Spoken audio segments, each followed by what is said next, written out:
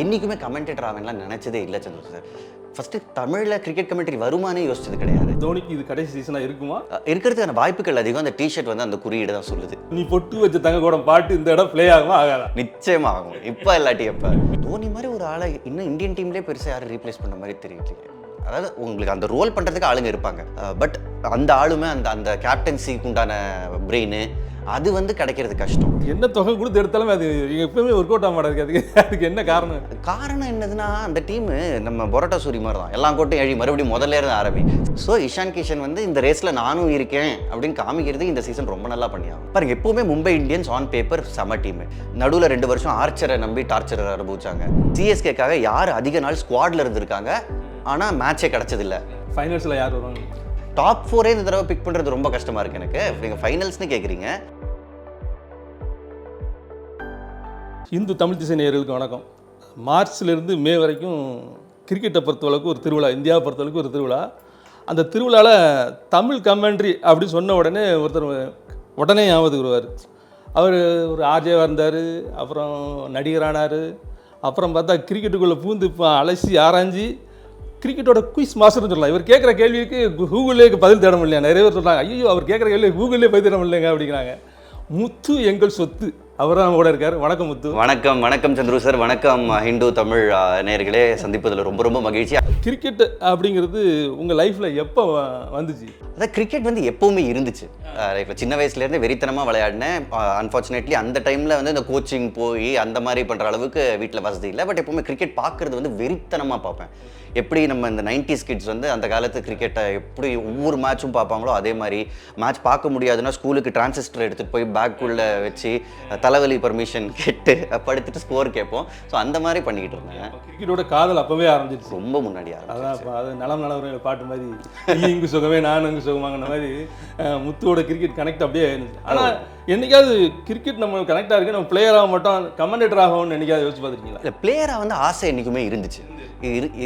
But அந்த டைமில் என்னால் பர்சியூ பண்ண முடியல. பர்சியூ பண்ணுற அளவுக்கு வசதி வந்தப்போ வயசு கொஞ்சம் அதிகமாகிருச்சு. டென்னிஸ் விளையாடினேன் அதுக்கு. பட் ஸ்டில் கிரிக்கெட் மேலே உள்ள பிரியம் எப்படியே இருந்துச்சு. என்றைக்குமே கமெண்டேட்டர் ஆவேன்லாம் நினச்சதே இல்லை சந்திர சார். ஃபஸ்ட்டு தமிழில் கிரிக்கெட் கமெண்ட்ரி வருமானே யோசிச்சது கிடையாது. யாராவது யோசிச்சு பார்த்துருப்பாங்க. நான் பாட்டுக்கும் ஒரு அப்போ வந்து மெட்ராஸ் சென்ட்ரல் கம்பெனியில் ஒர்க் பண்ணிக்கிட்டு இருந்தேன். கிரிக்கெட்டை பற்றி ஒரு வீடியோ பண்ணேன். அது கொஞ்சம் பாப்புலராக போச்சு. அதை பார்த்துட்டு அதே டைமில் ஸ்டார் ஸ்போர்ட்ஸ் இங்கிலீஷில் என்னோட கிளாஸ்மேட் ஒருத்தங்க ஜேர்னலிசம் என்னோட படித்தவங்க ஒர்க் பண்ணாங்க. அவங்களுக்கு தெரியும் நான் ஆர்ஜேயாக இருந்திருக்கேன், விஜேயாக இருந்திருக்கேன், டிவியில் ப்ரொடியூசர் டைரக்ஷன்லாம் பண்ணியிருக்கேன். இந்த மாதிரி ட்ரை பண்ணுறியாடான்னு கேட்டால், சரி என் ஃப்ரெண்டு தான் கேட்குறான்னு சொல்லிட்டு அவங்க ஸ்டெப் பை ஸ்டெப் ஆடிஷன் கிளிப்லாம் அனுப்புவாங்க. இன்ட்ரெஸ்டிங்லி நான் கபடிக்கு தான் ஆடிஷன் கொடுத்தேன். அந்த ஸ்டார் ஸ்போர்ட்ஸ் தமிழ்ன்ற சேனல் கபடிக்கு தான் ஃபஸ்ட்டு இது ஸ்டார்ட் ஆகிற மாதிரி இருந்துச்சு. கபடி ஸ்கூலில் எல்லோரும் விளையாடின மாதிரி தான் நானும் விளையாடிருக்கேன். பட் ரொம்ப ப்ரோ கபடி பார்த்துட்டு இந்த பிளேயர் இந்த பொசிஷன் அப்படின்லாம் தெரியாது. நம்ம கபடி விளையாடுறப்ப அங்கே போய் ஒருத்தர் அவுட் ஆகணும் அது மட்டும்தான் தெரியும். பட் அதுக்காக கற்றுக்கிட்டு ஆரம்பித்து அதுக்கப்புறம் அவங்க வந்து கபடிக்கு செலக்ட் ஆகிட்டேன். ஸோ கிரிக்கெட் ட்ரை பண்ணுறியான்னு கேட்டாங்க. தெரியாத கபடியே நான் படிச்சுட்டு கமெண்ட்ரி பண்ணுற அளவுக்கு ரெடி ஆகிட்டேன். தெரிஞ்ச கிரிக்கெட் ஏன் பண்ண மாட்டேன் அப்படின்னு அதை கேட்ச் பண்ணிங்க. எப்பவுமே ஒரு மனுஷனுக்கு பிரேக்கிங் பாயிண்ட், அந்த பிரேக்கிங் பாயிண்ட் அங்கே தான் ஆரம்பிச்சு நினைக்கிறேன்ல. அந்த பிரேக்கிங் பாயிண்ட் கரெக்டாக பிடிச்சிட்டேன். ஃபார்ச்சுனேட்லி நடந்துருச்சு. ஓகே, இப்போ இந்த ஐபிஎல் 2025 வரைக்கும் தோனியோட கடைசி சீசன் இதுதான். ஏன்னா அவரே ஒரு மோர்ஸ்கோ டிஷர்ட்டோட வந்தார், ஒன் லாஸ்ட் டைம் அப்படின்னு சொன்னார். அப்படின்னு சொன்னால் உண்மையிலே தோனிக்கு இது கடைசி சீசனாக இருக்குமா இருக்காதா? இருக்கிறதுக்கான வாய்ப்புகள் அதிகம். அந்த டிஷர்ட் வந்து அந்த குறியீடு தான் சொல்லுது. லோகேஷ் படம் மாதிரி ஆயிடுச்சு. பெரிய ட்ரெய்லரில் டீகோட் பண்ணுற மாதிரி எல்லாம் நிறைய விஷயங்களை கிரிக்கெட்டில் டீகோட் பண்ண வேண்டியிருக்குன்னு நினைக்கிறேன். ஐ திங்க் அப்படி தான் இருக்குது. பட் நான் வந்து நம்ம தகுந்த வட்டாரங்கள் கிட்ட பேசினேன். கடந்த 2 வருஷமுமே அவருக்கு வந்து அந்த முட்டியில் அந்த ப்ராப்ளம் இருந்துச்சு. ஸோ போன வருஷம்லாம் வந்து ரொம்ப பெயினில் அதை வந்து சகிச்சுக்கிட்டு தான் அவர் விளையாடிக்கிட்டு இருந்தார். பட் இந்த வருஷம் அது சரியாயிருச்சான். ஸோ 2-3 வருஷம் அவர் வந்து வயசில் பின்னாடி போன மாதிரி ஃபீலிங் வருது. அவரை ப்ராக்டிஸில் பார்க்குறவங்களாம் சொல்கிறாங்க செமையாக ஓடுறாரா. ஏஐயில் பண்ண தோனிவே ஆகிட்டார். ஸோ அவர் ஃபிட்னஸ் வந்து இன்னும் கொஞ்சம் ஒரு 3-4 வருஷம் முன்னாடி எப்படி இருந்தாரோ அந்த அளவுக்கு ஃபிட்னஸில் இப்போ வந்துட்டார் அப்படின்றாங்க. பட் ஸ்டில் எனக்கு தோணுது இந்த வருஷம் லாஸ்ட் ஆயிருக்கு. இன்னொரு ப்ளஸ் சென்னைக்கு இப்போ அஸ்வின் கம்பேக் வந்திருக்காரு. ஆமாம், இது எந்த அளவுக்கு டீமுக்கு ஒரு பூஸ்டாக இருக்குன்னு நினைக்கிறேன். அதாவது சிஎஸ்கே டீம் வந்து எப்போவுமே ஒரு ஸ்பின்னர்ஸ் பலமாக கொண்ட டீமாக இருந்துச்சு. ஸோ இதுக்கு முன்னாடி நீங்கள் நல்லா பண்ண சீசன்லலாம் அஸ்வின் இருந்திருக்காரு, முரளிதரன் இருந்திருக்காரு, அதுக்கப்புறமும் வந்து ஒரு தீக்ஷனா நல்லா பண்ணியிருக்காரு. ஸோ சிஎஸ்கே நல்லா பண்ண சீசன்லாம் ஸ்பின்னர்ஸ் இருந்திருக்காங்க. ஸோ அஸ்வினோட வருகை நீங்கள் எமோஷனலாக பார்த்தீங்கன்னா அஸ்வின் திரும்ப தன்னோட சொந்த வீட்டுக்கு வந்து விளையாடுறாருன்றது எமோஷனல் ஆங்கிள். பட் கிரிக்கெட்டிங் ஆங்கிள்லையும் பார்த்தீங்கன்னா உங்களுக்கு பவர் பிளேயில் 6 ஓவரில் உங்களுக்கு வந்து 2 ஓவர் ஸ்பின்னர்ஸ் போட வேண்டியது வரலாம். அண்ட் முக்காவாசி டீமில் லெஃப்ட் ஹேண்டர் ஓப்பனர்ஸ் இருக்காங்க. ஸோ அஸ்வினோட தாக்கம் அந்த இடத்துல ரொம்ப தேவையாக இருக்கும். தோனி வரும்போது எப்போவுமே பாட்டு போடுறது நம்ம சென்னையை பொறுத்தவரைக்கும் ஒரு மிகப்பெரிய விஷயம். இந்த வருஷம் ஒரு பாட்டை பயங்கரமாக எதிர்பார்த்துட்டு இருக்காங்க. நானும் அந்த பாட்டை எதிர்பார்க்குறேன். நீ பொட்டு வச்ச தங்க கூட பாட்டு இந்த இடம் ப்ளே ஆகுமா ஆகாதா? நிச்சயமா ஆகும். இப்போ இல்லாட்டி எப்போ நிச்சயமாக அந்த பாட்டு ப்ளே ஆகும். அந்த மொமெண்ட்டுக்காக நானும் வெயிட்டிங். ஏன்னா நிறைய பாட்டு பார்த்து என்ஜாய் பண்ணிட்டோம். நம்ம வந்து போன வருஷம்லாம் அந்த பாஷா பாட்டு போடுறப்பெல்லாம் அவர் நடக்கிறாரு, அந்த ஃபுட் ஸ்டெப்ஸ்லேருந்து ஆரம்பிச்சதெல்லாம் பார்த்து அப்படியே கூஸ் பம்ஸ் மொமெண்ட்டு. அந்த பாட்டு போட்டப்போ ரசிச்சிருக்கேன். அதுக்கப்புறம் தளபதி பாட்டு நிறைய போடுவாங்க. பட் இந்த தடவை ஐ திங்க் இந்த பாட்டு தான் ஹைலைட்டாக இருக்கும். ஹைலைட்டாக இருக்கும். அந்த பாட்டு ஹைலைட்டாக மாறுறதுக்கான வாய்ப்பு நிறைய இருக்கு. ஆமாம், ஏன்னா ஏற்கனவே வந்து அந்த கெத்து கேரக்டர் அந்த பாட்டை பாப்புலரைஸ் பண்ணிருச்சு. இன்னொன்று நம்ம கேப்டனோட பாட்டு கேப்டன் கூலுக்கு இருந்தால் தானே நியாயமாக இருக்கும். ஓகே, இப்போ மிச்சல் சாட்னர் வந்து சாம்பியன்ஷிப்பில் அப்படியே ஒரு கேப்டன்ஷிப் பண்ணார், அப்படியே ஒரு பவுலிங் பண்ணார். மிச்சல் சாட்னரை சிஎஸ்கே சரியாக யூஸ் பண்ணலாம்னு நினைக்கிறீங்களா? அநேகமாக நான் வந்து இதை சிஎஸ்கேக்காக முன்னாடி டீமில் இருந்த ஒரு சில பிளேயர்ஸ்ட்டை நான் வந்து கமெண்ட்ரியில் பேசிக்கிட்டு இருந்தேன். சிஎஸ்கேக்காக யார் அதிக நாள் ஸ்குவாடில் இருந்திருக்காங்க ஆனால் மேட்சே கிடச்சதில்லை. ஐ திங்க் சாண்ட்னர் தான் அதில் நம்பர் 1. அதாவது இந்த டீமோட செட்டப் எப்படின்னா அவரை வந்து யூஸ் பண்ணுறதுக்கான அவசியங்கள் அவ்வளோவா ஏற்படலை. ஏன்னா ஏற்கனவே உங்களுக்கு வந்து ரவீந்திர ஜடேஜா இருக்காரு, ஆல்ரவுண்டர் இருக்காரு, லெஃப்ட் ஆர்ம் ஸ்பின் தான் அவரும் போடுறாரு. ஸோ 2 லெஃப்ட் ஆர்ம் ஸ்பின்னர்ஸை சேர்த்து ஒரு மேட்ச்சில் விளையாட வைக்கிறதுக்கான வாய்ப்புகள் கம்மி. அண்ட் ஒரு ஓவர்சீஸ் பிளேயர் ஆகிட்டார். ஸோ உங்களால் ஒரு பத்திரனாவை விளையாட வைக்கிறதோ இல்லை ஒரு சாம் கரனை விளையாட வைக்கிறதோ அந்த மாதிரி இடத்துல கொஞ்சம் இது யூஸ் பண்ண முடியாத மாதிரி இருந்துச்சு. ஸோ அவர் வேறு டீம் இப்போ மும்பை போயிருக்காரு, அது நல்லது தான் அவருக்கும். இப்போ ஆல்ரவுண்டருக்கான முக்கியத்துவம் வந்து ஐபிஎல்லில் கம்மியாச்சு நினைக்கிறேன். இந்த இம்பாக்ட் பிளேயர் ரூல் வந்த அப்புறம் ஆல்ரவுண்டருங்கிறது ஒரு தேவைப்படலை அப்படிங்கிற மாதிரி ஆயிடுச்சா அல்லது? ரொம்ப நல்ல கேள்வி சந்துரு சார். இதை பற்றி நானும் வந்து நிறைய டிபேட் பண்ணியிருக்கேன். என்னோட கமெண்ட்ரியே பேசினேன். ஒரு சில பேர் வந்து அது வேணும்பாங்க. இப்போ வந்து ஃபார் எக்ஸாம்பிள் அபினவ் முகுந்த் என்னோட கமெண்ட்ரி பண்ணார். அஸ்வினோட நான் சேனலில் நிறைய தடவை பார்த்துருக்கேன். அந்த ரூல் ரொம்ப நல்ல ரூல்னு அவங்க சொல்கிறாங்க. எனக்கு ஸ்லைட்லி ஒரு மாற்று கருத்து இருக்குது. ஆல்ரவுண்டருக்கான மதிப்பு இந்தியன் ஆல்ரவுண்டருக்கான மதிப்பு குறைஞ்சிருக்கு. ஃபாரின் ஆல்ரவுண்டர்னால் அவங்க வந்து விளையாடிடுவாங்க. இந்தியன் ஆல்ரவுண்டர் விளையாடுறதா கஷ்டமாக இருக்குது. ஃபார் எக்ஸாம்பிள் ஒரு சிவம் தூபே இந்தியாக்காக விளையாடுறப்ப 2 ஓவராவது போட்டுறாரு T20 மேட்ச்சில். ஐபிஎல்ல வெறும் இம்பாக்ட் பிளேயர் வந்து ஒரு பேட்டிங் மட்டும் தான் பண்ணிட்டு போகிறாரு. இப்போது வெங்கடேஷ் ஐயர் எடுத்துக்கோங்க, அவரால் போலிங் போட முடியும், பட் தேவைப்படலை. ஏன்னா ஏற்கனவே 6 bowlers இருக்காங்க இம்பாக்ட் பிளேயர் ரூல்னால. ஸோ இது 12 பிளேயர் கேம் ஆயிடுச்சு. ஸோ இந்தியன் ஆல்ரவுண்டரோட ஒரு பார்ட் ஆஃப் இதை நம்ம வந்து இழக்கிறோம். அது என்னோட கருத்து. மற்ற ஐபிஎல் டீமில் பார்த்தீங்கன்னா இப்போ ஆர்சிபியில் வந்து ரஜத் பட்டிதார், இந்த பக்கம் பஞ்சாப் அணி இந்த சனிப்பேட்டில் இந்த டீமுக்கு ஒரு விமோச்சனை கிடைக்குமான்னு தெரியல. ஸ்ரேயா ஐயர் வந்திருக்காரு. டெல்லியை பொறுத்தவரைக்கும் அக்ஷர் பட்டேல் தான் வருவார்னு சொன்னாங்க. அவர் அக்ஷர் பட்டேல். இந்த 3 டீமோட இது எப்படி இருக்குது? முதல்ல ரஜத் பட்டிதார் வந்து ஆக்சுவலாக ரொம்ப சர்ப்ரைஸ் தான். நான் எதிரே பார்க்கல. நான் என்ன நினச்சேன்னா இவங்க ஃபேஃபை வந்து விட்டாங்க, ஆக்ஷன்லேயும் வந்து பெருசாக போகலன்றப்போ நான் சரி விராட் கோலி தான் திரும்ப வருவாருன்னு நினச்சேன்.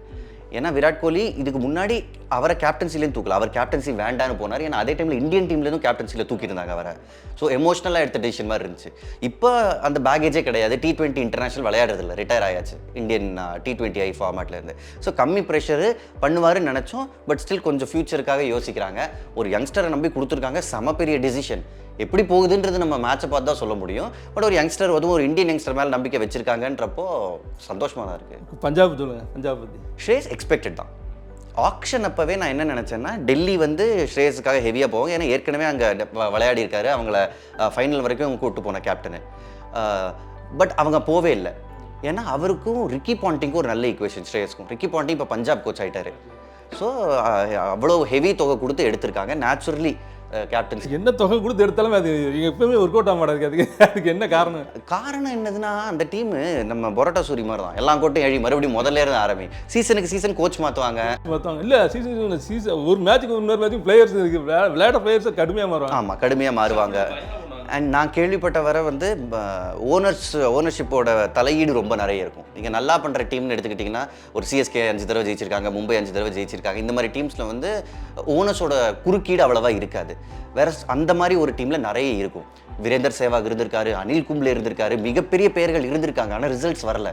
இந்த தடவை ரிக்கி பாண்டிங்கிட்ட கொடுத்துருக்காங்க. நான் கேள்விப்பட்டது என்னென்னா ரிக்கி பாண்டிங் வந்து ஒத்துக்கும் போதே இந்த ஒரே வருஷத்தை தூக்குற வேலையெல்லாம் வச்சுக்கூடாது, மினிமம் ஒரு 3 வருஷம் நீங்கள் கொடுத்தா தான் நான் வருவேன் அப்படின்னு பேசிட்டு வந்திருக்காரு. ஓகே, அதுமாரி இப்போ KKRல வருண் சக்கரவர்த்தி டக்குன்னு லைம் லைட்டுக்கு சட்டானா பயங்கரமாக இருந்தார். இது இருந்தாலும் கூட இப்போ அவர் KKRக்கு எதிராக KKRல விளையாடும் போது அவருக்கான ப்ரெஷர் அதிகமாக இருக்குன்னு நினைக்கிறீங்களா? ப்ரெஷர் அவர் தாங்கி பாருங்க. இந்தியாக்காக இப்போ இவ்வளோ நல்லா பண்ணிட்டார் சாம்பியன்ஸ் ட்ரோஃபியில். ஐ திங்க் ப்ரெஷர் வந்து அவர் ரொம்ப நல்லா ஹேண்டில் பண்ணுவார். அவர் ஆக்சுவலாக அவளை பற்றி அவ்வளோலாம் யோசிக்கவே மாட்டார். ப்ரெஷர் முதல்ல இனிஷியலி கொஞ்சம் நர்வ்ஸ் இருந்துச்சுன்னாரு இந்தியாக்காக விளையாடுறப்ப. பட் ஒரு விக்கெட் கிடச்சோன்னே அதெல்லாம் போயிருச்சு. ப்ரெஷரில் அவர் தன்னோட 100. இல்லை இப்போ அவரை பொறுத்தவரைக்கும் மிஸ்ட்ரி ஸ்பின்னர் அப்படிங்கிறாங்க, புதுசாக ஒரு டேர்ம் சொல்கிறாங்களா, அது என்ன மிஸ்ட்ரி ஸ்பின்னர்? மிஸ்ட்ரி ஸ்பின்னர்னா இதை பற்றி நான் வந்து அனில் கும்ப்ளே கிட்ட ஒரு தடவை பேசினேன். நான் வந்து மிஸ்ட்ரி ஸ்பின்னர்னு சொல்கிறப்ப அவர் சொன்னார், மிஸ்ட்ரி பால் வந்து 3 தான் பண்ண முடியும் ஒரு கிரிக்கெட் பால். ஒன்று பிச்சாகி இந்த பக்கம் போக முடியும், இன்னொன்று பிச்சாகி இந்த பக்கம் போக முடியும், இன்னொன்று நேராக போக முடியும். இதில் என்ன மிஸ்ட்ரி இருக்குது? ஸோ இப்போலாம் நீங்கள் வந்து மிஸ்ட்ரி ஸ்பின்னர்னே போடுறதில்ல. முன்னாடிலாம் மிஸ்ட்ரி ஸ்பின்னர் போடுவாங்க, ஒரு போலரை காட்டும்போது அவரோட பேரை போட்டு. அதில் வந்து இப்போ வருண் சக்கரவர்த்தியை லெக் ஸ்பின்னர் தான் போடுறாங்க. Leg spin and googly, leg break and கூகுளின்னு தான் போடுறாங்க. ஓகே ஓகே, அதான் எனக்கு அந்த ஒரு டவுட் இருந்துச்சு, மிஸ்ட்ரி ஸ்பின்னர் புதுசாக ஏதாவது கண்டுபிடிச்சாங்க. இப்போ புதுசாக கிரிக்கெட் விளையாடுறவங்கலாம் இப்படி ஸ்பின்லாம் நான் கையை வச்சு வேறு ஏதாவது இப்படி ஏதாவது பண்ணணும். இந்த சின்ன பசங்களாம் கற்றுக்கோங்க. அவர் ஒரு இன்டர்வியூ கூட சொல்லியிருந்தார், ஃபாஸ்ட் பவுலிங்கோட எனக்கு ஸ்பின் பவுலிங் தான் வந்து பயங்கர பேஷன். ஃபாஸ்ட் பவுலிங் கூட நான் வந்து நிறைய இன்ஜுரி ஆகிட்டேன், ஆனால் ஸ்பின் பவுலிங்னா 3 மணி நேரம் கண்டினியூஸாக போட சொன்னா கூட போடுவேன் அப்படிங்கிறாரு. ஆமாம், என்னென்னா நீங்கள் எஃபர்ட் கொஞ்சம் கம்மி இல்லை. ஃபாஸ்ட் பவுலிங்னா நீங்கள் வந்து அதிக எஃபர்ட்டு. அண்ட் ஸ்பின் பவுலிங்காக அவர் மிகப்பெரிய ஒரு நர்ட்னு சொல்லுவாங்க இங்கிலீஷில், ஒரு புத்தக புழு நம்ம தமிழில். பட் எக்ஸாக்டாக என்னெல்லாம் பண்ண முடியுன்றதை பற்றி யோசிச்சுட்டே இருப்பார். எப்பவுமே கையில் ஒரு கிரிக்கெட் பால் வச்சிருப்பாரு. ஒரு தடவை நான் இன்டர்வியூ ஆன்லைனில் கோவிட் டைமில் இன்டர்வியூ எடுத்துக்கிட்டு இருந்தேன். ஸோ அவர் ஒரு டேபிளில் இப்படி உட்காந்துருந்தார். என்ன வரும், தடவை உங்கள் கையில் பால் இல்லாமல் பார்க்குறேன், இல்லை முத்து வச்சிருக்கேன்னு சொல்லிட்டு எடுக்கிறார். அங்கே கையாடியில் வச்சுருந்தவர். எப்போவுமே போலிங்கை பற்றி ஆமாம் கையிலேயே வச்சிருப்பார், அவ்வளோ யோசிப்பார். இன்ஃபேக்ட் இது தமிழ்நாட்டிலேருந்து வர எல்லா ஸ்பின்னர்ஸுக்கும் வந்து பொருந்தும். அஸ்வினும் அதே மாதிரி போலிங் அப்படி இப்படின்னு தான் யோசிச்சுட்டு இருப்பார். விளையாட்டை பற்றியே நிறைய யோசிப்பார். வருண் சக்கரவர்த்தி அதே மோடு தான். ஓகே, இப்போ தமிழ்நாடு பிளேயர்ஸ் அதிகமாக இருக்கிறது குஜராத். ஆமாம், இப்போ கூட சாய் சுதர்ஷன் நாங்கள் வந்து கமெண்ட்ரியில் நிறைய தடவை சொல்லியிருக்கோம். அவர் வந்து குஜராத் டைட்டன்ஸோட சோஷியல் மீடியா ஹேண்டில்ட்டே சொல்லிட்டாரு, எங்கள் டீம் பேர் எங்கள் ஊரில் குஜராத் தமிழன்ஸ். குஜராத் தமிழன்ஸ். ஆனால் அதில் எல்லாருக்குமே வாய்ப்பு கிடைக்கும். நம்ம சாய் கிஷோர், சாய் சுதர்சன், ஷாருக் கான், வாஷிங்டன் சுந்தரையும் எடுத்திருக்காங்க. ஸோ ஒரு பெரிய நம்பிக்கை இருக்குது. அங்கே வந்து முன்னாள் தமிழ்நாடு அண்ட் இந்தியாக்காக விளையாடின ஆஷிஷ் கபூர் தமிழ்நாட்டில் சேர்ந்தவர் தான். அவர் இந்தியாக்காக விளையாடினார். அவர் மேனேஜ்மெண்ட்டில் இருக்கார். ஸோ அவரோட மேபி இன்ஃப்ளூயன்ஸாக கூட இருக்கலாம் தமிழ்நாடு பிளேயர்ஸ் மேலே இவ்வளோ ட்ரஸ்ட்டு. இப்போ மும்பை இந்தியன்ஸை பொறுத்தவரைக்கும் விக்கெட் கீப்பர் இஷான் கிஷனை விட்டுட்டாங்க. அவர் சன்ரைஸுக்கு வந்துட்டார். இப்போ மும்பை பொறுத்தவரைக்கும் விக்கெட் கீப்பர் அப்படின்னு ரிக்கில்டன் தான் ஒரு ஆப்ஷனா அல்லது வேறு யாரும்? ரிக்கில்டன் தான். என்ன பேட்டிங் பண்ணார் அந்த சாம்பியன்ஸ் ட்ரோஃபியில், சூப்பர் பிளேயர். அப்படியே பார்க்க குவிண்டன் டிகாக்கை திரும்பி பார்க்குற மாதிரி இருக்கும். ஸோ அவர் தான் விக்கெட் கீப்பர், அவர் தான் opener along with Rohit Sharma. ஏன்னா அவர் அப்படியே குவிண்டன் டிகாக் அப்படியே இது ஜெராக்ஸ் எடுத்த மாதிரி இருக்கார் பார்க்கும்போது. பேட்டிங் ஸ்டைலு எல்லாமே அப்படியே இருக்குல்ல. நம்ம சேவாக ஆரம்பித்தப்போ எப்போவுமே இந்த ஸ்பிளிட் ஸ்க்ரீன் போட்டு காமிப்பாங்க, சச்சினுக்கும் சேவாக்கும் இருக்கிற ஒத்துமை. அந்த மாதிரி தான் குவிண்டன் டிகாக்கும் இருக்கும் இருக்குது. இப்போ சன்ரைசர்ஸ் பொறுத்தவரைக்கும் அபிஷேக் சர்மா, டிராவிஸ் ஹெட் இந்த காம்போ தான் இந்த இடையும் ஷேட் அடிப்பாங்களா அல்லது வேற எந்த காம்போவை நீங்கள் எதிர்பார்க்க? இதே உடையாத எப்போவுமே ஒட்ட வைக்கக்கூடாது. லைஃப்லேயும் சரி ஸ்போர்ட்ஸ்லேயும் சரி. அவங்க தான் போன வருஷம் இவங்க ஃபைனல் போனவருக்கு முக்கியமான காரணம். ஏன்னா முக்காவாசி வேலையை 6 ஓவரில் செஞ்சு முடிச்சிடுறாங்க. அதுக்கப்புறம் பேட்டிங் மேலே ப்ரெஷர் ரொம்ப கம்மியாகுது. ஸோ அவங்க இருக்காங்க, டெம்ட் ஆவாங்க மேபி இஷான் கிஷனை விளையாட வைக்கணுமான்னு. பட் யாராவது ஒருத்தர் அவுட் ஆஃப் ஃபார்மோ இல்லைனா ஃபிட்னஸ் ப்ராப்ளம் இருந்தால் மட்டும்தான் அந்த ஸ்லாட் ஓப்பன் ஆகும். இப்போ இஷான் கிஷனோட ரோல் வந்து இப்போ வந்து ஒன்றும் இருக்காதுன்னு நினைக்கிறீங்களா? இல்லை, நிச்சயமாக இருக்கும். மிடில் ஆர்டரில் இருக்கும். மிடில் ஆர்டரில் நிச்சயமாக இஷான் கிஷன் மாதிரி ஒரு பிளேயருக்கு. அவர் ஆரம்பிச்சப்போ மிடில் ஆர்டர் பிளேயராக தான் இருந்தார். அதுக்கப்புறம் மும்பையில் வந்து ஒரு லெஃப்ட் ஹேண்ட் ஓப்பனர் தேவைப்பட்டுச்சுன்றதுக்காக தான் அவர் ஓப்பன் பண்ண வச்சாங்க along with Rohit Sharma. So அவரால் இங்கேயும் அடாப்ட் பண்ணி தான் ஆகணும். அவருக்கு ஒரு முக்கியமான சீசனாக இருக்க போகுது. ஏன்னா ஒரு 2-3 வருஷம் வரைக்கும் இந்தியன் டீமில் கன்சிஸ்டண்ட்டாக ஒரு பிளேஸ் இருந்துச்சு இஷான் கிஷனுக்கு. இப்போ T20 ஃபார்மேட்டில் பார்த்தீங்கன்னா சஞ்சு சாம்சன் இருக்கார். ஒன் டே ஃபார்மேட்டில் KL ராகுல் தான் இருக்கார். ரிஷப் பண்ட்டுக்கே இடம் இல்லை. ஸோ இஷான் கிஷன் வந்து இந்த ரேஸில் நானும் இருக்கேன் அப்படின்னு காமிக்கிறது இந்த சீசன் ரொம்ப நல்லா பண்ணியாகும். ஓகே, அதேமாதிரி வைபவ் சூரியவன்சி அந்த 13 வயசு அந்த பையனுக்கு வாய்ப்பு கிடைக்குமா? அல்ல எது என்ன காரணம் அவனை அவளை எடுத்து இது பண்ணுறதுக்கு என்ன காரணம் நினைக்கிறேன்? கஷ்டம் சந்திர, செம்ம டேலண்ட். பேட்டிங் நான் வந்து கொஞ்சம் வீடியோஸ் பார்த்தேன் அவர் பண்ணது, சூப்பர் டேலண்ட். இப்போ கூட சஞ்சு சாம்சன் சொல்லியிருந்தாரு எல்லா பாலையும் கிரவுண்டுக்கு வெளியே தான் அடிக்கிறார் அப்படின்னாரு. ஆமாம், ஸோ டெம்ட் ஆவாங்க எங்கேயாவது விளையாட வைக்கலாமான்னு. பட் இனிஷியலாக நான் வந்து அவர் ஸ்டார்டிங்கில் இருப்பாரான்னு தோணல. ஏன்னா நீங்கள் அண்டர் 19 லெவலில் போலர்ஸ் ஆடுறதுக்கும் நீங்கள் வந்து IPL மேட்ச்சில் அவ்வளோ க்ரௌடுக்கு முன்னாடி ஆடுறதுக்கும் ப்ரெஷர் வந்து ரொம்ப அதிகம். அண்ட் 13 வயசு ஏதோ 13 வயசு பையன் ஆடினா நமக்கு இதே பால் எங்கேயாவது பற்று போகுதுன்னா நம்மளாம் பயப்படுவோம்ல. போலர்ஸ் அதெல்லாம் பார்க்க மாட்டாங்க. ஐ திங்க் கொஞ்சம் வெயிட் பண்ணணும். அண்ட் இன்னொரு இது வந்து ஒரு இந்த மாதிரி மார்க்கெட்டிங் டிசிஷனாகவும் இருக்கலாம், டு பி ஆனஸ்ட். ஏன்னா 2-3 டீம்ஸ் போனாங்க. அஃப்கோர்ஸ் டேலண்ட் இருக்குது, நான் இல்லைன்னே சொல்லலை. பிரவீன் தாம்பேன்னு ஒரு பிளேயர் 41 வயசில் எடுத்தாங்க. அங்கே அப்போது ராஜஸ்தான் ராயல்ஸ் தான் எடுத்தாங்க. அப்போ அவருக்கு மேட்ச் கொடுத்தாங்க. இவருக்கும் எங்கேயாவது மேட்ச் நடுவில் ஸ்குவீஸ் பண்ண பார்ப்பாங்க. பட் இனிஷியலாக இல்லை. பட் ஒரு brave call one for the future. 13 வயசில் கோடீஸ்வரன். ஓகே, உங்கள் வழக்கமான ஒரு கிளிஷியமான கேள்வி தான், ஃபைனல்ஸில் யார் வருவாங்க? கஷ்டமான கேள்வி சந்துரு சார். டாப் 4 இந்த தடவை பிக் பண்ணுறது ரொம்ப கஷ்டமாக இருக்குது எனக்கு. நீங்கள் ஃபைனல்ஸ்னு கேட்குறீங்க. முன்னாடிலாம் நம்ம கண்ணை மூடிட்டு சொல்லிடுவோம் ஃபைனல்ஸ்னால் யார். கேள்வியே எப்படி இருக்கும்னா சிஎஸ்கேவை தவிர வேறு யார் ஃபைனல்ஸில் விளையாட போகிறாங்கன்னு. இந்த தடவை அவ்வளோ ஈஸியாக இருக்க போகுது கிடையாது. சிஎஸ்கேக்கு ரொம்ப டஃப்பாக தான் இருக்குது. சிஎஸ்கேக்கும் டஃப்பாக தான் இருக்கும். ஈஸி எதுவுமே கிடையாது. இல்லை, சிஎஸ்கேக்கு ஈக்குவலாக இன்னொரு டீம் அப்படின்னா நீங்கள் எந்த டீம் சொல்லுங்கள்? பாருங்கள், எப்போவுமே மும்பை இந்தியன்ஸ் ஆன் பேப்பர் செம டீமு. கடந்த 3 வருஷம் இன்ஃபேக்ட் எல்லாருக்கும் ஆச்சரியம், இவ்வளோ குவாலிட்டியை வச்சுக்கிட்டு ஏன் அவங்களால வர முடியல மேலேன்னு. அதுவும் பும்ராவும் போன வருஷம் ரொம்ப நல்லா போட்டார். நடுவில் 2 வருஷம் ஆர்ச்சரை நம்பி டார்ச்சரை அனுபவிச்சாங்க. அவர் ஃபிட்னஸ் சுத்தமாக அவரால் மேட்ச் அவ்வளோவா விளையாட முடியல, ஃபுல் ஃபோர்ஸில் bowling போட முடியலன்றது ஒரு ப்ராப்ளமாக இருந்துச்சு. இந்த தடவை ஆரம்பத்தில் ஒரு சில மேட்சஸ் பும்ரா இல்லைன்னு கேள்விப்பட்டோம். நம்ம பும்ரா இல்லைங்க. அது போது இப்போ யார் அது ஆப்ஷன்? தீபக் சாகரா அல்லது அர்ஜுன் டெண்டுல்கருக்கு வாய்ப்பு கொடுப்பாங்களா? அர்ஜுன் டெண்டுல்கர் இப்போதைக்கு கம்மி தான். பட் தீபக் சேகருக்கு நிச்சயமாக அவங்க போய் தான் ஆகணும். ஏன்னா அவங்க பும்ரா விளையாடினாலே தீபக் சேகர் டீமில் இருப்பார். ஏன்னா அவங்களுக்கு பவர் பிளே bowling வேணும். ஆமாம். ஸோ ட்ரெண்ட் போல்ட் இருக்காரு, தீபக் சேகர் இங்கே இருக்காரு. ஸ்லாகில் ட்ரெண்ட் போல்ட் ஒரு பெட்டர் ஆப்ஷன் பும்ரா இல்லாத பட்சத்தில். ஓகே, உங்களுக்கும் சீக்காக வேணும் அந்த பயோகெமிஸ்ட்ரி பற்றி. என்னோட நான் எப்பவுமே குருநாதர் சொல்லுவேன். ஏன்னா நான் எதுவுமே தெரியாமல் வந்தேன். நாள் 2017 நான் பண்ண match commentary India Pakistan match. நிறைய பேர் இப்போலாம் சொல்லுவாங்க மேட்ச் வந்து ரொம்ப நர்வஸாக இருக்குது, புதுசாக வரவங்களாம். நான் சொல்லுவேன் அவங்ககிட்ட, என்ன நர்வஸ், மேட்ச்சே இந்தியா பாகிஸ்தான் எடுத்தோன்னே இருக்கிறதுலே டஃப்பான மேட்சை நான் பண்ணிட்டேன். அதனால் கான்ஃபிடென்ட்டாக போங்கன்னு இந்த புதுசாக வர கமெண்டேட்டர்ஸ்லாம் எப்போவுமே மோட்டிவேட் பண்ணுறதுக்காக சொல்லுவேன். ஏன்னா அன்றைக்கி எனக்கு ஞாபகம் இருக்குது, நான் பயந்துக்கிட்டு இருந்தேன். அதுக்கு முன்னாடி ரேடியோவில் நிறைய பண்ணியிருக்கேன், டிவியில் நிறைய ஷோஸ் பண்ணியிருக்கேன், லைவும் நிறைய பண்ணியிருக்கேன். But sports commentary and first time. நான் ஒரே நல்லது என்னதுன்னா, இதுக்கு முன்னாடி அவ்வளோவா யாரும் பண்ணதில்லை, அவ்வளோவா யாரும் பார்த்ததில்லை. ஸோ நாள்லேருந்து நான் வேலையில் இருக்கேன். சீக்கா கொடுத்த அந்த ஊக்கத்துவம் தான். அது உங்களுக்கு அவருக்கு அந்த அந்த கான்வர்சேஷனே ஒரு ட்ரிக்கியான கான்வர்சேஷன். இவன் என்னமோ சொல்கிறான், எனக்கு அதெல்லாம் தெரியாது நான் அப்படின்னாரு. அது என்னதுன்னா, அவர்கிட்ட டிஃபர் பண்ணுறதுக்கு அவரோட ஒரு பெருந்தன்மை என்னதுன்னா, இப்போ அவர் அவ்வளோ விளையாடுறாரு, இந்தியாவோட கேப்டனாக இருந்திருக்காரு. அவரோட கருத்துக்கு நம்ம மாற்று கருத்து சொல்கிறோன்னா ஜனங்க ஏற்றுப்பாங்களான்னு ஒரு கேள்வி நம்ம மனசில் எப்போவுமே இருக்கும். அவர் இன்னமும் ஒரு சில பேர் என்ன வந்து அதை வச்சு சொல்லுவாங்க, அவர் எவ்வளோ பெரிய ஆள், அவர்கிட்ட நீ இப்படி பேசுறியான்னு. ஏன்னா அந்த சுதந்திரம் அவர் எனக்கு கொடுத்துருக்காரு.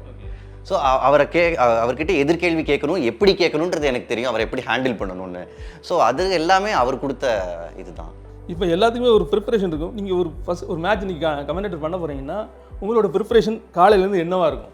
நல்ல கேள்வி சந்துரு சார். ஆக்சுவலாக ப்ரிப்ரேஷன் நான் வந்து முந்தி நாளே ஆரம்பிச்சிடுவேன். மோஸ்ட்லி அதுதான். இப்போ ஐபிஎல் மாதிரி ஒரு டோர்னமெண்ட்டில் இப்போ நான் ஒரு மேட்ச் முடிச்சுட்டு வரேன்னா நீங்கள் நைட்டே முடிஞ்ச அளவுக்கு பண்ண பார்ப்பேன். அப்படி இல்லைன்னா அடுத்த நாளுக்கு வச்சுப்பேன். பேசிக்லி இப்போ நான் ஜியோ ஸ்டாரில் ஒர்க் பண்ணுறேன்னா கம்பெனிலேருந்தே ஒரு டாக்கெட்னு ஒன்று கொடுப்பாங்க. அதில் வந்து பிளேயர்ஸோட ஸ்டாட்ஸு, இந்த கிரவுண்டோட ஸ்டாட்ஸ், இந்த கிரவுண்டில் ஸ்பின்னர்ஸ் எவ்வளோ நல்லா பண்ணியிருக்காங்க, ஆமாம் ஃபாஸ்ட் பவுலர்ஸ் எவ்வளோ விக்கெட்ஸ் எடுத்திருக்காங்க, ஸ்பின்னர்ஸ் எவ்வளோ எடுத்திருக்காங்க, எவ்வளோ சிக்ஸஸ் அடிக்கப்படுது, இந்த மாதிரி டேட்டா இருக்கும். இது ஒரு பக்கம், one part of the story. இன்னொன்று நான் என்ன பண்ணுவேன்னா, இப்போ இந்த 2 டீம் மோதுது, ஃபார் எக்ஸாம்பிள் சிஎஸ்கே மும்பை மோதுதுன்னா கடந்த 3 வருஷம் இந்த 2 டீமும் மோதுனப்போ என்னெல்லாம் ஆயிருக்கு, அப்போ எந்த பிளேயர் நல்லா பண்ணியிருக்கான், எந்த கண்டிஷன்ஸில் நல்லா பண்ணியிருக்காங்க, இது நான் ஒரு ஸ்டடி எடுத்து வச்சுப்பேன். அண்ட் கமெண்ட்ரியில் எப்போவுமே நம்பரை வந்து நம்பராகவே சொன்னால் யாருக்கும் புரியாது. டிவியில் எப்போவுமே சொல்லுவாங்க, இன்ஃபேக்ட் நீங்கள் ஒரு நியூஸ் சேனல்ன்றப்போ உங்களுக்கு தெரியும், டேபுலர் காலம் போட்டு சொன்னால் தான் நம்பர்ஸ் புரியும். இல்லைன்னா நான் வாக்கில் சொல்கிறேன்னா ஒரு ட்ரெண்டை தான் என்னால் சொல்ல முடியும். ஸோ எது மாதிரி ஒரு ட்ரெண்ட் இருக்குன்றதை நான் புரிஞ்சு வச்சுப்பேன். அதுக்கப்புறம் இது வந்து என்னோட ஸ்ட்ரென்த்துக்கு மேட்சுக்கு போகிறப்ப கான்ஃபிடென்ட்டாக போகிறதுக்கு. அதுக்கப்புறம் கூட பேசுகிறவங்களோட ஸ்ட்ரென்த்தையும் வச்சு பேசிக்காக நம்ம பண்ணுறோம். ஓகே, கிரிக்கெட்டில் இப்போ கமெண்டேட்டர் ஆயாச்சு, நான் அடுத்த கட்ட பிளான் அப்படின்னா ஒரு அகாடமி இல்லை அந்த மாதிரி ஏதாவது பிளான் இருக்கா? அந்த அளவுக்குலாம் இல்லைங்க. ஏன்னா நான் வெறும் பேசுகிறதா என்னோட தொழில். விளையாட்டை நான் வந்து இவங்க இந்தியா லெவல் விளையாடின கிரேட்ஸோடு நான் உட்காந்து கமெண்ட்ரி பண்ணுறதே ஒரு பாக்கியம். அதை தவிர கிரிக்கெட்டை பொறுத்தவரை ஜஸ்ட் கமெண்ட்ரி, அதில் நான் சந்தோஷமாகவே இருக்கேன். ஓகே, நடிப்பு நிறைய நடிச்சிங்க, ஏன் இது வந்ததுனால நடிப்பை விட்டுட்டீங்களா இல்லை என்ன? இல்லை நடிப்பு தான் என்ன விட்டுருச்சு. பெருசாக வாய்ப்பு எதுவும் கிடைக்கல சந்திர சார். ஒரு சில வருஷம் முன்னாடி டெய்லி 3 ஆடிஷன்லாம் அட்டென்ட் பண்ணுவேன். எந்த படம் ஆடிஷன் நான் அட்டென்ட் பண்ணுறேன்னு எனக்கே தெரியாது ஒரு சில வருஷத்துக்கு முன்னாடி. அப்போ அட்டென்ட் பண்ணி கடைசியில் ஒரு கட்டத்தில் இந்த ஆடிஷன் எல்லாமே ஹை வாஷ் தான்னு ஒரு அவநம்பிக்கை வந்துருச்சு. ஸோ கான்டாக்ட்ஸ் மூலமாக போனால் தான் பெட்டராக இருக்கும். கான்டாக்ட் டெவலப் பண்ணலான்னு நினைக்கிற நேரத்தில் கரியர் வேறு எங்கேயோ போயிடுச்சு. கொஞ்சம் சர்வைவலுக்காகவும் இது பண்ண வேண்டியது இருந்துச்சு. ஸோ கம்ப்ளீட்டாக விட்டேன். நம்ம தமிழ் சினிமா பொறுத்தவரைக்கும் ஒரு கல்ச்சர் ஒன்று இருக்குது. ஒருத்தர் வில்லனாக நடிச்சிட்டான்னா அடுத்து எல்லாம் வில்லனாகவே கூடாங்க. ஒரு படத்தில் கமெண்டேட்டராக நீங்கள் என்ட்ரி ஆகிட்டீங்க, அதுக்கப்புறம் நீங்கள் என்ன முயற்சி பண்ணாலும் சரி உங்களுக்கு கமெண்டேட்டர் தாண்டி வேறு எந்த ரோல் கூட. ஆமாம், அதுதான் வருத்தமாக இருக்குது. இப்போது பிகில் படத்தில் கூட கமெண்ட்ரி சீன் வரும், அந்த ஃபுட்பால் மேட்சஸ் வரப்போ அதில் நான் தான் பண்ணுறதா இருந்துச்சு. அப்புறம் டேட் கொஞ்சம் ஒத்து வரல. எனக்கு ரொம்ப முக்கியமான மேட்சஸ் இருந்துச்சு. என்கிட்ட அசிஸ்டன்ட் டேரக்டர்ஸ்லாம் சொன்னாங்க, அட்லீஸ்ட் சார் நீங்கள் தான் வேணும். அப்புறம் என்னோட யூடியூப்ல ஷோ பண்ணுற ஆனந்தியும் கூட கமெண்ட்ரி பண்ணுற மாதிரி இருந்துச்சு. ஸோ எனக்கு இந்த காம்பினேஷன் வேணும்னு அவர் அட்லீஸ்ட் சார் வந்து கேட்டிருந்தாராம். பட் என்னால் அன்ஃபார்ச்சுனேட்லி பண்ண முடியல. அப்புறம் என் ஃப்ரெண்ட் அந்த ரோல் பண்ணார். அதுக்கப்புறம் இப்போ கூட ரீசெண்டாக கோபி சுதாகர் ஒரு படம் எடுத்துக்கிட்டு இருக்காங்க, பரிதாபங்கள் ப்ரொடக்ஷனு. அதில் ஒரு சின்ன ஷாட்டில் நான் வரேன். அவங்க அதில் இந்த கிரிக்கெட் பேசுகிற மாதிரி தான் வரேன். அப்புறம் இப்போ அடுத்தது ஏதோ ஒரு ஆஃபர், ஒரு மலையாள பைலிங்குவல் படமும் பேன் இண்டியா படம்னு நினைக்கிறேன். அதுலேயும் கமெண்டேட்டர் தான் கேட்குறாங்க. போகிற இடத்துலாம் கமெண்டேட்டராகவே கேட்டிருக்காங்க. டக்குன்னு உடனே ரெடி ஆயிடுது. ஏதாவது சினிமா கூப்பிட்றாங்க டக்குன்னு ரெடி ஆயிடுறதுல. இதுவே லியோவே எப்படி அமைஞ்சிச்சுன்னா, அவர் லோகேஷ் சரோட ஸ்டுடியோவில் உட்காந்துருக்கேன், ஒரு கமர்ஷியல் பிரேக் விட்டுருந்தோம். அப்போ தான் பர்சனலாக பேச முடியும். ஸோ அவர் வந்து என்கிட்ட கேட்டார், இப்போ முத்து உங்களுக்கு ஞாபகம், அவருக்கு பயங்கர மெமரி, உங்களுக்கு ஞாபகம் இருக்கா நீங்கள் வந்து ஒரு சில வருஷத்துக்கு முன்னாடி நீங்கள் கைதி படத்துக்கு ஆடிஷன் பண்ணியிருந்தீங்க அப்படின்னாரு. நான் அப்படியா சார், எனக்கு சத்தியமாக ஞாபகம் இல்லை, நிறைய ஆடிஷன் பண்ணிட்டு இருந்தேன் ஒரு டைமில், மேபி அப்போ பண்ணியிருப்பேன். சரி நானாலே எப்படி சரி எப்படி அவரே நம்மக்கிட்ட கேட்குறாரு, ஸ்டுடியோவில் நம்ம தான் இங்கே ஹோஸ்ட்டு, ஸோ ஏன் ஸ்டுடியோ இது. நான் கேட்டேன், ஆமாம் ஆடிஷன் பண்ணேன் சார், ஏன் சார் சான்ஸ் கொடுக்கல கேட்டேன். அவர் சிரிச்சிட்டாரு. சிரிச்சுட்டு, இல்லை ஒரு கைதி படத்துக்கு எந்த மாதிரி முகம் தேவைப்படும்னு உங்களுக்கு தேவைப்பட்டுச்சுன்னு உங்களுக்கு தெரியும்ல, உங்கள் முகம் செட் ஆகுமான்னாரு. நான் அப்போ இப்போ தளபதியோடு எடுக்கிறீங்களா, அதில் சான்ஸ் கொடுங்கன்னு. அதுக்கப்புறம் அவர் மேனேஜரை கூப்பிட்டாரு, இவர் நம்பர் வாங்கிக்கோங்க, நீங்கள் சென்னை வந்தோடனே ஃபோன் பண்ணுங்கன்னாரு. நம்பர் கொடுத்து அதுக்கப்புறம் அந்த படத்தில் வாய்ப்பு கொடுத்தாங்க, ஒரு சின்ன ரோலு. கிரிக்கெட்டை தாண்டி உங்களுக்கு பிடிச்ச விஷயங்கள் என்ன? கிரிக்கெட்டை தாண்டி ஒரு டைமில் நிறைய படம் பார்த்துக்கிட்டு இருந்தேன். இப்போ லாஸ்ட் ஒரு 1 இயராக அது கொஞ்சம் கம்மியாயிருக்கு. ஏன்னா ஓடிடி வந்ததுனால தேட்டரில் பார்க்க வேணாம், ஓடிடியில் வந்தோடனே பார்க்கலான்ற ஒரு இது இருந்துச்சு. தியேட்டர் நிறைய பண்ணியிருக்கேன், நிறைய புக்ஸ் படிப்பேன். ஸோ இதெல்லாம் எனக்கு ஹாபீஸ். அப்போ டைலாக் எழுதுறது மாதிரியான ஒரு விஷயங்கள் ஆர்வம் இருக்கா சினிமாவுக்கு? ஆர்வம் இருக்குது சந்துரு சார். எனக்கு ஆக்சுவலாக ஒரு புக் எழுதணும்னு ஆர்வம் இருக்குது. ஒரு சில வருஷமாகவே நான் இதை இன்டர்வியூஸில் சொல்லிக்கிட்டு இருக்கேன். நானே எழுதுவேன். ஒரு நாள் எழுதி அதை நான் வந்து அடுத்த நாள் காலையில் படித்தா எனக்கு என்னடா எழுதியிருக்கோன்னு தோணும். பட் எழுதணுன்ற ஒரு ஆசை நிச்சயமாக. ஒருவேளை ஒரு கிரிக்கெட்டரோட பயோகிராஃபி மாதிரி எழுதுறதுக்கான வாய்ப்புகள் இருந்தால் எழுதலாமே. எனக்கு மறுபடியும் கிரிக்கெட்டுக்கு உள்ள போக வேண்டாம். ஆமாம், எனக்கு கிரிக்கெட் ஒரு கரியராக ஒரு சைட் பை சைடு இருக்குது, எனக்கு அது போதும். எனக்கு மற்ற விஷயங்கள் எக்ஸ்ப்ளோர் பண்ணுறதுக்கான அவென்யூவாக நான் வேறு ஏதாவது பார்க்குறேன். முத்துக்கு ரொம்ப க்ளோஸான கிரிக்கெட் பிளேயர்னா யார்? க்ளோஸான கிரிக்கெட் பிளேயர்னா விளையாடிக்கிட்டு இருக்கிறவங்கள நட்ராஜன் நல்ல க்ளோஸு. ஐ மீன் நான் கிரிக்கெட்டர்ஸ் கிட்டே இந்த நடு சீசனில் ரொம்ப நிறைய ஃபோன் பண்ணி ஒரு மேட்ச் ஜெயிச்சதுக்கப்புறம் வெல் பிளேட் அந்த மாதிரி மெசேஜ் அனுப்புகிற ஆள் கிடையாது. ஸோ சும்மா ஃபோன் பண்ணி இந்த வெறும் ஏதாவது ஒரு எப்படி இருக்கீங்கன்னு கேட்கறதுக்காக ஃபோன் பண்ணுறதுல வேலைக்காக ஃபோன் பண்ணுறதோ கிடையாது. எப்போ பேசுவோமோ ரொம்ப நல்லா பேசுவோம். நட்ராஜன் ரொம்ப நல்ல ஃப்ரெண்டு, விஜய் சங்கர் ரொம்ப நல்ல ஃப்ரெண்டு, சாய் கிஷோர் ரொம்ப நல்லா பேசுவார். இப்போ தோனிக்கு அப்புறம் சிஎஸ்கேவுடைய நிலைமை, அதாவது நிலைமைன்னு சொல்ல முடியாது, தோனியோட ரோலில் யார் அவங்க ரீப்ளேஸ் பண்ண முடியும்னு நினைக்கிறீங்க? தோனி மாதிரி ஒரு ஆளை இன்னும் இந்தியன் டீம்லேயே பெருசாக யாரும் ரீப்ளேஸ் பண்ண மாதிரி தெரியுது. அதாவது உங்களுக்கு அந்த ரோல் பண்ணுறதுக்கு ஆளுங்க இருப்பாங்க, கிடச்சிருவாங்க. பட் அந்த ஆளுமே அந்த கேப்டன்சிக்கு உண்டான பிரெயின் அது வந்து கிடைக்கிறது கஷ்டம். ஸோ ஐ திங்க் கொஞ்சம் ஒரு 2-3 சீசன் கொஞ்சம் நமக்கே இது நம்ம சிஎஸ்கே ஆடான்னு ஒரு டவுட்டு வர மாதிரி எனக்கு தோணுது. வராமல் இருந்தால் நல்லது. அந்த கிரிக்கெட் குவிஸ் பற்றி எனக்கு கேட்கணும்னு ரொம்ப ஆசை. முத்துவின் குவிஸ், முத்துவின் கிரிக்கெட் குவிஸ் அப்படின்னு ஒரு ப்ரோக்ராமே நடத்தலாம்னு நினைக்கிறேன். எனக்கு தெரிஞ்சுங்க. ஓ நல்ல ஐடியா. ஆக்சுவலாக நீ எனக்கு முன்னாடி தோணிட்டு வந்து சொல்லணும்னு நினைப்பேன், மறந்துடுவேன். ஓகே, கிரிக்கெட் குவிஸ் அப்படின்னு ஒரு ஸ்கூல் லெவல்லையோ அல்லது ஏதோ ஒரு இதில் ஏன் நடத்தக்கூடாது? நான் நடத்தலாமே. மேபி இந்த ஐடியாவை நான் ஃபார்வர்டாக எடுத்துகிட்டு போகிறேன். பட் இப்போதைக்கு அது ஜஸ்ட் ஒரு இன்ட்ராக்ஷனுக்காக தான், என்கேஜ்மெண்ட்டுக்காக டிவியில் பண்ணுறது. முத்துவின் கேள்வின்னு ஒரு ஓகே. அந்த கேள்வி செல் பண்ணுறப்ப கேள்வியை நிறைய பேர் பயங்கரமாக கன்ஃபியூஸ் ஆகிறாங்க. இல்லை கூகுளில் தெரினாலும் கிடைக்க மாட்டேங்குன்னு சொல்கிறாங்க. சார் கூகுளில் தெரினா கூட கிடைக்குமா சார்? நீங்கள் அந்த இன்ஃபர்மேஷன் எங்கேருந்து எடுக்கிறீங்க? இல்லை, அதாவது ஒவ்வொரு தடவையும் மேட்ச்சில் இப்போ நாங்கள் கமெண்ட்ரி பண்ணுறது தான் உங்களுக்கு தெரியும். பட் ஸ்டாட்டிஸ்டிஷியன் ஒருத்தர் இருப்பார், ஸ்டாட்டோன்னு பொதுவாக நாங்கள் கொலோக்கியெல்லாம் சொல்லுவோம். ஸோ மேட்ச்சுக்கு முன்னாடியே நான் ஸ்டாட்டோ கிட்ட உட்காந்து எந்த கேள்வின்னு ஷார்ட் லிஸ்ட் பண்ணுவோம். மேட்ச்சுக்கு ஒரு ப்ரொடியூசர் இருப்பார். ஸோ ஸ்டாட்டோ, ப்ரொடியூசர், நான் 3 பேரும் சேர்ந்து கலந்து ஆலோசிச்சு எடுப்போம். இப்போ ஃபார் எக்ஸாம்பிள் ஒரு மேட்ச்சில் திடீர்னு ஏதாவது ஒரு விஷயம் நடக்குதுன்னா அப்போ அதை பற்றி கேள்வி எடுக்கலாமா? ஃபார் எக்ஸாம்பிள் ஒரு புது போலர் வந்து ஃபஸ்ட் டைம் தோனியோட விக்கெட் எடுக்கிறாரு அவரோட ஃபஸ்ட் மேட்ச்சில். அப்படி அந்த சம்பவம் நடந்துருச்சுனாலே நான் டப்புனே ஸ்டார்ட்டோட சொல்லிடுவேன், மச்சான் யாரை எந்தெல்லாம் புது போலர் வந்து ஃபஸ்ட் டைம் தோனியோட விக்கெட் எடுத்தாங்க நம்பர் சைடு. அவன் கம்ப்யூட்டரில் டப்புன்னு தட்டுவான், ஒரு நம்பர் வரும். ஸோ அதை நாங்கள் கேள்வியாக கேட்டுருவோம். சில சமயம் கரண்ட்டாக இருக்கும், சில சமயம் முந்தைய மேட்சை பற்றியும் இருக்கும். ஓகே, அப்போ ஒரு நல்ல ஒரு கிரிக்கெட் குயிஸ் மாஸ்டராக இருக்குது வந்து வாழ்த்து. நல்ல ஐடியா. Thank you Chandru sir. உங்ககிட்ட பேசினது எனக்கு ரொம்ப மகிழ்ச்சி. பல வருஷத்துக்கு அப்புறம் சாரை நான் வந்து பார்க்குறேன். நான் இன்டர்னாக இருந்தப்போ அவர் வந்து ப்ரொடியூசராக இருந்தார். So good to see you Chandru sir again. Thank you so much Muthu. கூட்டத்துக்கு வந்ததுக்கு ரொம்ப நன்றி. தேங்க்யூ.